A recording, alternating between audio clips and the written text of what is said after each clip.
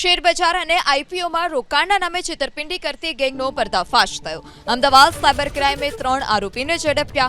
રોકાણ પર વધુ આવકની લાલચ આપી છેતરપિંડી કરતા હોવાનો ખુલાસો છે।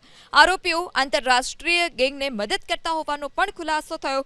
વિશાલ ડોલે, જતીન દેસાઈ અને રાજેશ પટેલની ધરપકડ કરવામાં આવી છે। ત્યારે શેરબજાર અને આઈપીઓમાં રોકાણના નામે લોકોને લાલચ આપતા, ઊંચા વળતરની લાલચ આપી ઠગાઈ કરતા અને અમદાવાદ ક્રાઇમ બ્રાન્ચ કે જેઓએ આ ત્રણેયને ઝડપી પાડ્યા છે, છેતરપિંડી કરતી આ ગેંગનો પર્દાફાશ થયો। વિશાલ ડોલે, જતીન દેસાઈ અને રાજેશ પટેલની ધરપકડ કરવામાં આવી છે।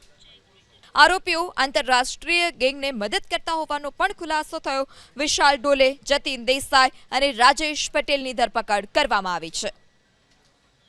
ત્યારે શેરબજાર અને આઈપીઓમાં રોકાણના નામે લોકોને લાલચ આપતા, ઊંચા વળતરની લાલચ આપી ઠગાઈ કરતા અને અમદાવાદ ક્રાઇમ બ્રાન્ચ કે જેઓએ આ ત્રણેયને ઝડપી પાડ્યા છે, છેતરપિંડી કરતી આ ગેંગનો પર્દાફાશ થયો। વિશાલ ડોલે, જતીન દેસાઈ અને રાજેશ પટેલની ધરપકડ કરવામાં આવી છે।